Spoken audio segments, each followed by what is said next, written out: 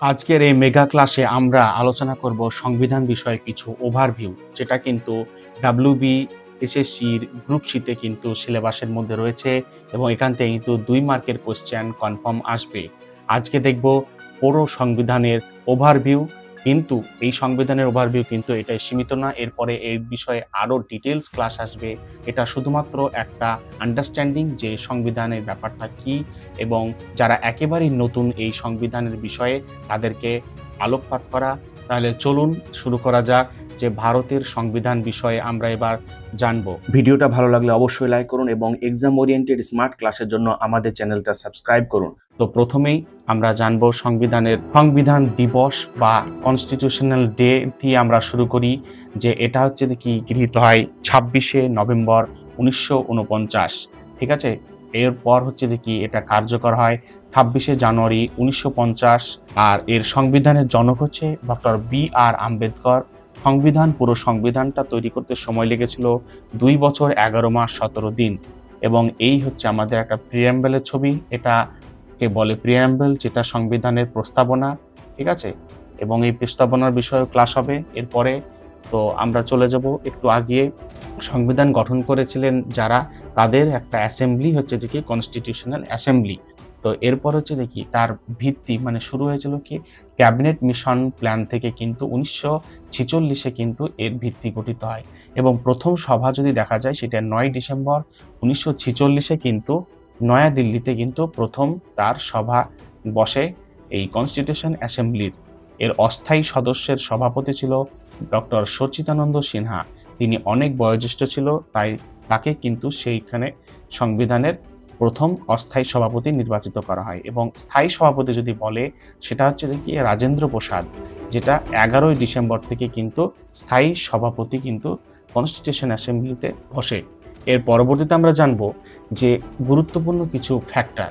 সংবিধানের উপদেষ্টা যদি হয়, তিনি হচ্ছেন বি.এন. রাও ছিলেন সংবিধানের উপদেষ্টা। এবং জাতীয় পতাকা বা ন্যাশনাল ফ্ল্যাগ, সেটা হচ্ছে দেখি কবে গৃহীত হয়, সেটা 22শে জুলাই 1947-এ কিন্তু এই ন্যাশনাল ফ্ল্যাগটা কিন্তু গৃহীত হয়। এবং জাতীয় সঙ্গীত যদি বলে সেটা হচ্ছে 24শে জানুয়ারি 1950-এ কিন্তু এই জাতীয় সঙ্গীত গ্রহণ করা হয়। এর পরবর্তীতে আমরা দেখব যে প্রধান কমিটি, কি কমিটি কিন্তু প্রধান কমিটির মধ্যে থাকছে যে খসড়া কমিটির চেয়ারম্যান ছিলেন ডক্টর বি.আর. আম্বেদকর।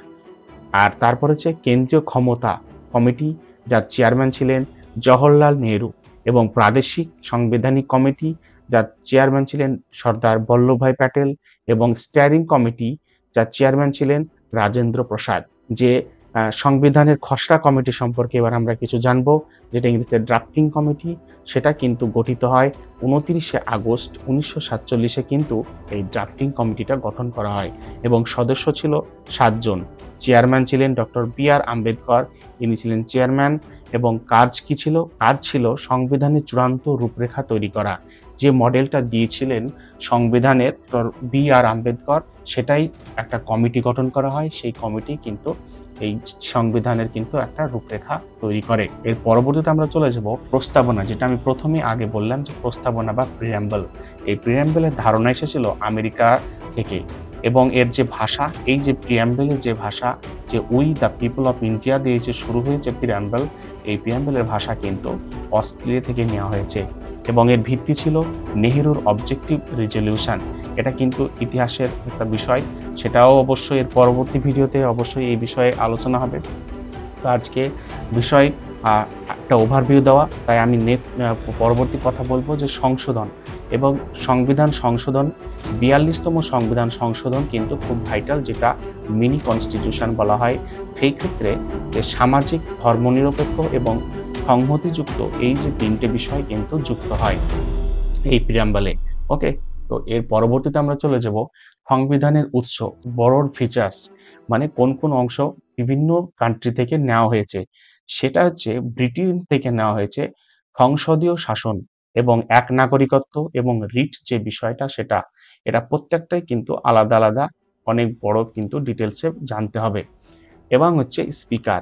ওকে, এটা এই বিষয় 4টে কিন্তু ব্রিটেন থেকে নেওয়া হয়েছে। এবং মৌলিক অধিকারের যেটি বিষয় থাকে সেটা কিন্তু আমেরিকা থেকে নেওয়া হয়েছে। এবার হচ্ছে আমরা দেখব প্রস্তাবনা বিচার বিভাগীয় পর্যালোচনা এবং ইমপিচমেন্ট। আয়ারল্যান্ড থেকে কি নেওয়া হয়েছে, যে নির্দেশমূলক নীতি বা ডিপিএসপি এবং রাষ্ট্রপতির নির্বাচন পদ্ধতি এই আয়ারল্যান্ড থেকে নেওয়া হয়েছে। ওকে, এর পরবর্তী স্মার্ট ক্লাস এবং সরকারি চাকরির আপডেট পেতে আমাদের ফেসবুক এবং ইনস্টাগ্রাম পেজ ফলো করুন। আমরা চলে যাব যে কানাডা থেকে কি নেওয়া হয়েছে।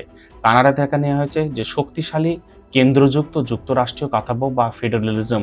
ঠিক আছে, এরপর হচ্ছে রাশিয়া থেকে নেওয়া হয়েছে মৌলিক কর্তব্য। এই যে মৌলিক কর্তব্য, শক্তিশালী কেন্দ্র, এই যে বিষয়গুলো, এগুলো কিন্তু সেই দেশে কিন্তু তার আগে শুরু হয়েছিল এবং সেই দেশ থেকে কিন্তু আমাদের সংবিধানের যে খসড়া কমিটি, সেই দেশ থেকে কিন্তু সেই সমস্ত বিষয়গুলো কিন্তু আমাদের সংবিধানে যুক্ত করেছে। এটাই বিষয়, এই বিষয়গুলো যে বোরোড ফিচার্স মানে কি, সিম্পল এইটাই মানে যে ওই সমস্ত দেশে কিন্তু আগেই এই বিষয়গুলো ছিল, এই সমস্ত দেশ থেকে কিন্তু সেগুলো নেওয়া হয়েছে। এবং যদি দেখা যায় জার্মানি থেকে হচ্ছে জরুরি অবস্থায় মৌলিক অধিকার স্থগিতকরণ, এটা কিন্তু জার্মানি থেকে নেওয়া হয়েছে। এবং দক্ষিণ আফ্রিকা থেকে নেওয়া হয়েছে সংবিধান সংশোধন পদ্ধতি, যেটা আর্টিকেল আছে, আর্টিকেলের বিষয়টা কি সেটাও পরে বলা হবে, যে সেটা হচ্ছে দেখি বাংলায় ধারা ৩৬৮তে কিন্তু এই সংবিধান সংশোধন পদ্ধতি আছে। তো এর পরবর্তীতে আমরা দেখব যে তফসিল কি ছিল। তফসিল হচ্ছে দেখি সব থেকে ইম্পর্টেন্ট তফসিল মধ্যে যদি দেখা যায়, বা ইংরেজিতে যেটা শিডিউল বলে, সেটা হচ্ছে দেখি সপ্তম তফসিল, ক্ষমতার বন্টন, যে কেন্দ্র, রাজ্য এবং যুগ্ম তালিকা, এই যে তিনটে বিষয়, কেন্দ্র, রাজ্য এবং কেন্দ্র, রাজ্য এবং যুগ্ম তালিকা, এই যে বিষয়গুলো হচ্ছে সপ্তম তফসিলে কিন্তু ক্ষমতার বন্টন বলা হয়েছে। তো অষ্টম তফসিলে বলা হয়েছে যে সরকারি ভাষা, যেটা কিন্তু 22টি, এবং দশম তফসিলে আছে যে দলত্যাগ বিরোধী আইন বা অ্যান্টি ডিফেকশন, এবং 11তম তফসিলে আছে পঞ্চায়েত ব্যবস্থা, যেটা 29টি বিষয়ের ওপর কিন্তু আছে। এরপর আমরা দেখব যে নাগরিকত্ব বা সিটিজেনশিপের বিষয়টা সংবিধানে কোথায় আছে। এর অংশ বা পার্ট নাম্বার কিন্তু 2। এই ধারা বা আর্টিকেল হচ্ছে 5 থেকে 11তে রয়েছে সিটিজেনশিপ, এবং 1955 সালের এই নাগরিকত্ব আইন কিন্তু হয়েছে 1955 সালের। এবং আমাদের দেশের হচ্ছে সিটিজেনশিপ কটা, আমাদের দেশ সিটিজেনশিপ কিন্তু সিঙ্গেল সিটিজেনশিপ, আমাদের কিন্তু একটাই ভোটার কার্ড, একটাই আধার কার্ড। এখানে আমেরিকার ক্ষেত্রে কিন্তু ডুয়েল সিটিজেনশিপ কিন্তু হয়। এবং এর অর্জন পদ্ধতি যদি দেখা যায়, সেটা কিন্তু 5 রকম পদ্ধতিতে সিটিজেনশিপ কিন্তু মানুষ অর্জন করতে পারে। একটা জন্মগত, একটা বংশগত, নথিকরণ এবং দেশীয়করণ, আর ভূখণ্ড। এই বিষয়ে কিন্তু আরো ক্লাস দেখতে হবে, তাহলেই কিন্তু এই বিষয়গুলো আরো জানা যাবে, ভিডিওতে সম্ভব নয়। আজকে শুধুমাত্র একটা ওভারভিউ, সংবিধানের ওভারভিউ। পরবর্তীতে আমরা চলে যাবো মৌলিক অধিকার বা ফান্ডামেন্টাল রাইট। আমাদের যে রাইট আছে, যে আমরা নিজের ইচ্ছায় স্বইচ্ছায় যে বিষয়গুলো করতে পারি, সেটা কিন্তু একটা সাংবিধানিক রাইট আছে, তার জন্যই করতে পারি। কিছু কিছু লিমিটেশন আছে। সংবিধানের মৌলিক অধিকারের বিষয়ে যদি বলা যায়, সেটা হচ্ছে দেখি যেটা পার্ট 3 নম্বরে আছে, যেটা 12 থেকে 35-এ। এই ভারতের সংবিধানের এটা হচ্ছে যে কি ম্যাগনা কার্টা বলা হয়।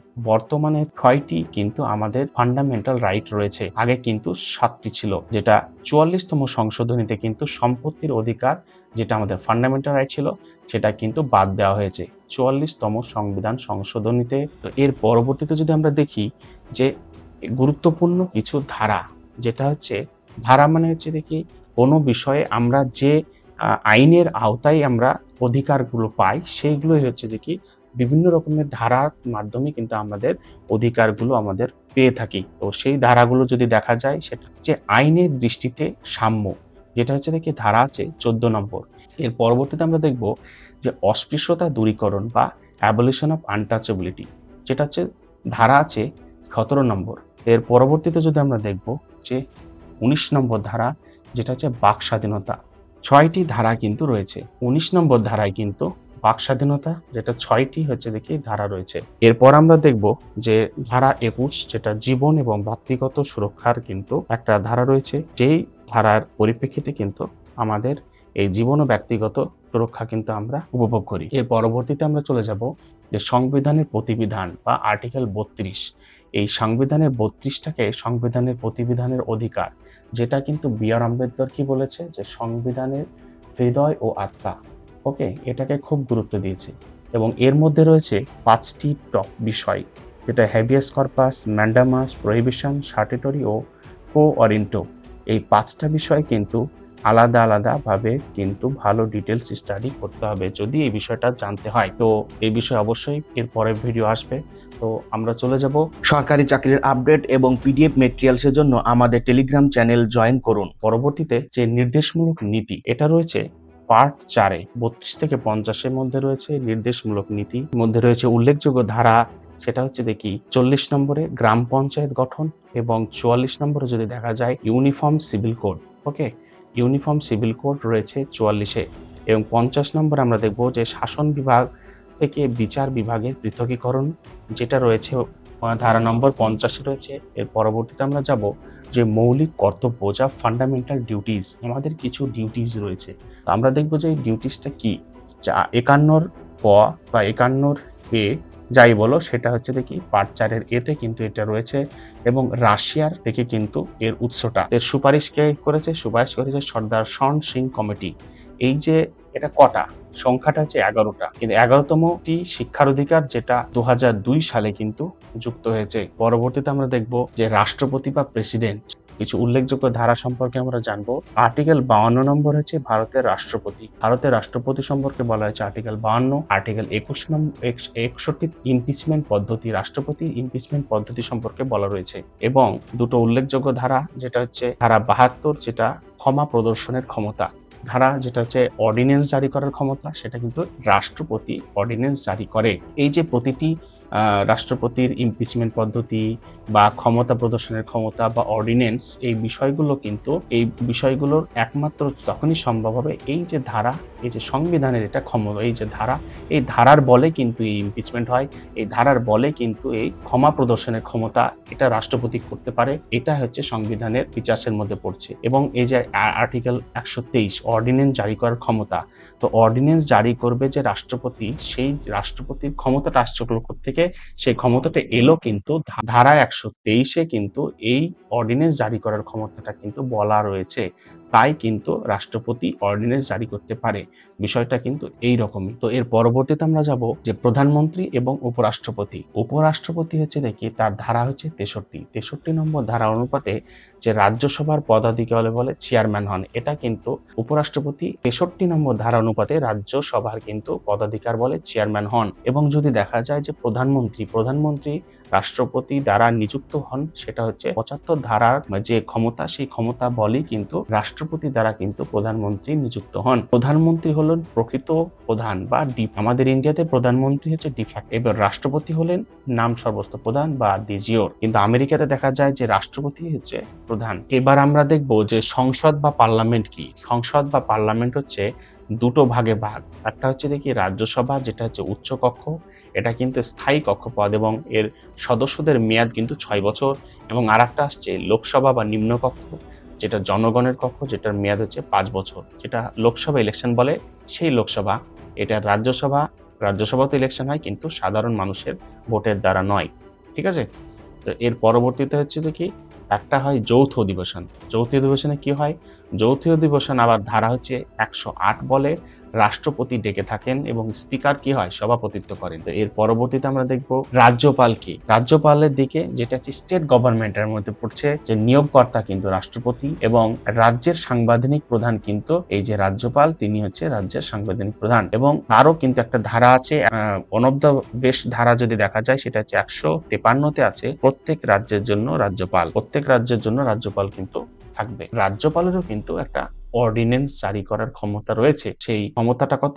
213। অর্ডিন্যান্স জারি করার ক্ষমতা কিন্তু রাজ্যপালের 213 নম্বর ধারা। এর পরবর্তীতে আমরা দেখব যে বিচার ব্যবস্থা বা জুডিশিয়ারির ব্যাপারটা কি। এখানে জুডিশিয়ারির ব্যাপারটা হচ্ছে সুপ্রিম কোর্ট, যার ধারা হচ্ছে 124। সুপ্রিম কোর্টের যে অবসরের বয়স, যে জাজ চিফ জাস্টিস, তার অবসরের বয়স হচ্ছে 65 বছর। এবং হাইকোর্টের ধারা হচ্ছে 214 এবং অবসরের বয়স হচ্ছে 62। এই সুপ্রিম কোর্ট এবং হাইকোর্ট, এটা আলাদা ডেডিকেটেড ভিডিও কিন্তু করতে হবে ক্লাস, তবেই কিন্তু আরো ভালো করে বোঝা যাবে। এটা হচ্ছে ওভারভিউ, পরে আবার এটাকে আলাদা আলাদা ডিটেলসে পড়তে হবে। তো এবার হচ্ছে যে কি একটা বিষয় মুখে সবাই হয়তো নিউজ পেপারেও শুনতে হয়, পিল। এটা কি? জনস্বার্থ মামলা। PN ভগবতী কিন্তু চালু করেন। আমাদের যে ভারতবর্ষে মোট হাইকোর্টের সংখ্যা কিন্তু 25টি। এরপর আমরা দেখব স্থানীয় স্বায়ত্তশাসন, যেটা হচ্ছে দেখি লোকাল স্বায়ত্তশাসনের মধ্যে পড়ছে। পঞ্চায়েত ব্যবস্থা। ৭৩তম সংশোধনী অনুপাতে ১৯৯২ সালের পার্ট ৯-এ কিন্তু পঞ্চায়েত ব্যবস্থা আছে, এবং আরেকটা যেটা শহরাঞ্চলে থাকে সেটা হচ্ছে পুরসভা। এবং ৭৪তম সংশোধনীতে ১৯৯২ এবং পার্ট ৪-এর এতে আছে পুরসভা এবং পঞ্চায়েত ব্যবস্থা এবং পুরসভা, এটা হচ্ছে যে কি গ্রাম্য, এটা হচ্ছে শহরে, এবং হচ্ছে কি স্তর যদি দেখা যায় পঞ্চায়েতের স্তর হচ্ছে ৩টি, সেটা হচ্ছে গ্রাম স্তর, ব্লক স্তর আর জেলা স্তর। এবং এই পঞ্চায়েত গঠন হয় প্রথম, এটা কোন রাজ্যে, সেটা হচ্ছে রাজস্থান। ১৯৫৯-এর রাজস্থানে কিন্তু এই পঞ্চায়েত ব্যবস্থাটা প্রথম হয়। এর পরবর্তীতে আমরা দেখব যে কিছু সাংবিধানিক সংস্থা সম্পর্কে জানবো, যে সাংবিধানিক সংস্থাগুলো কিন্তু আবার কি স্বাধীনভাবে কাজ করে, ঠিক আছে। সেটা হচ্ছে দেখি নির্বাচন কমিশন। ৩২৪ নম্বর ধারাতে কিন্তু এই নির্বাচন কমিশনের সম্পর্কে বলা রয়েছে। এরপর আমরা দেখব যে ইউপিএসসি বা স্টেট পিএসসি যেগুলো আছে ৩১৫-তে রয়েছে, এবং অর্থ কমিশন যেটা আছে সেটা হচ্ছে ২৮০। ওকে, এই অর্থ কমিশন প্রতি ৫ বছরে কিন্তু গঠিত হয়। আর একটা রয়েছে ক্যাগ যদি দেখা যায়, সেটাও কিন্তু ধারা ১৪৮-এ সরকারি অর্থের কিন্তু রক্ষক হচ্ছে এই ক্যাগ। তো এর পরবর্তীতে আমরা চলে যাব যে কিছু জরুরি ব্যবস্থা, এটা কিন্তু কার হাতে থাকে, এটা থাকে রাষ্ট্রপতির আন্ডারে থাকে। তো এই জরুরি ব্যবস্থাটার মধ্যে ৩৫২-তে হচ্ছে জরুরি ব্যবস্থা, যেটা যুদ্ধ বা আক্রমণ, ঠিক আছে, এই পর্যন্ত ৩ বার হয়েছে যে জরুরি ব্যবস্থা। এবার আছে যে রাষ্ট্রপতি শাসন, ৩৫৬-তে আছে রাষ্ট্রপতি। রাজ্যের সাংবিধানিক অচল অবস্থা যদি হয় তখন কিন্তু রাষ্ট্রপতি শাসন হয়ে থাকে সে সমস্ত রাজ্যে। আমরা এর আগে পূর্বে দেখেছি যে জম্মু কাশ্মীরে এই জিনিস অনেক দিন ছিল। এরপর কি আছে কি জরুরি ব্যবস্থা, ৩৬০-এ আছে জরুরি ব্যবস্থা, যেটা ভারতে একবারও হয়নি, ঠিক আছে। এর পরবর্তীতে আমরা যাব যে কিছু গুরুত্বপূর্ণ সংশোধনীর বিষয়ে কিন্তু আমরা এবার আলোচনা করব। যদি আলোচনা করার প্রথম যদি দেখা যায় প্রথম সংশোধনী কবে হয়, প্রথম সংশোধনের নবম তফসিল কিন্তু যুক্ত হয় ১৯৫১-তে, কিন্তু এই তফসিল ১৯৫১-তে নবম তফসিল যুক্ত হয়। এবং ৪২টা যে সংশোধন, এর আগেও বলেছি যে মিনি কনস্টিটিউশন বলা হয়, যেখানে মৌলিক কর্তব্য প্রস্তাবনা পরিবর্তিত হয়, যে ৪২তম সংশোধন ১৯৭৬-এ কিন্তু ঘটে। এরপর আমরা দেখব যে ৪৪তম সংবিধান সংশোধন, যেটা ১৯৭৮-এ ঘটে, যে সম্পত্তির অধিকার বাদ দেওয়া হয়। তাহলে আগে ছিল সম্পত্তির অধিকার ফান্ডামেন্টাল রাইট, কিন্তু এই সংশোধনীতে কিন্তু সেটা ফান্ডামেন্টাল রাইট থেকে বাদ দেওয়া হয়েছে, ঠিক আছে। পরবর্তীতে আমরা দেখব যে ৬১তম সংবিধান সংশোধন, যেটা ১৯৮৯-এ হয়, যে ভোটের বয়স ২১ থেকে কমিয়ে কিন্তু ১৮-তে হয়। আগে কিন্তু ২১ বছরে কিন্তু ভোট দেওয়ার বয়সটা ছিল। এই ৬১তম সংবিধান সংশোধনীতে ১৯৮৯-এর এটাতে ভোটের যে বয়সটা সেটা কিন্তু কমিয়ে ১৮-তে আনা হয়েছে। এবং আমরা দেখব আর একটা চূড়ান্ত একটা সংশোধন, যেটা হচ্ছে ৮৬তম সংশোধন ২০০২, যেখানে শিক্ষার অধিকার ২১-এর ক, যে শিক্ষার অধিকার সম্পর্কে বলা হয়েছে। এবার আমরা আর একটা দেখব যে ১০১তম ২০১৬-তে ঘটে, সেটা হচ্ছে সংবিধান সংশোধনী হয়, যেটা হচ্ছে জিএসটি চালু হয় ১০১-এ, ওকে।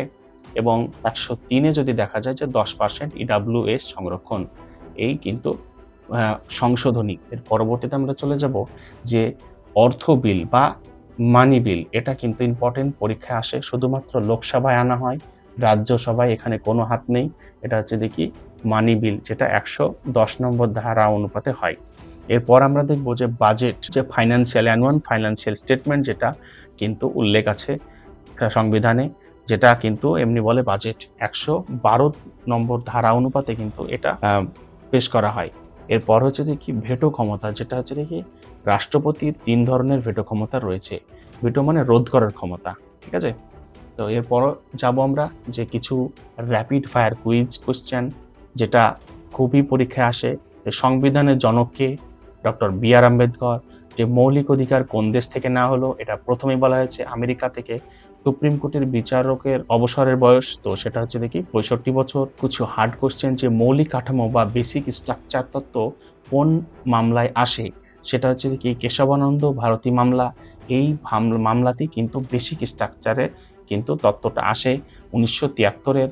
এরপরে আমরা দেখব যে ভারতের অ্যাটর্নি জেনারেল কে নিয়োগ করেন, সেটা হচ্ছে দেখি রাষ্ট্রপতি।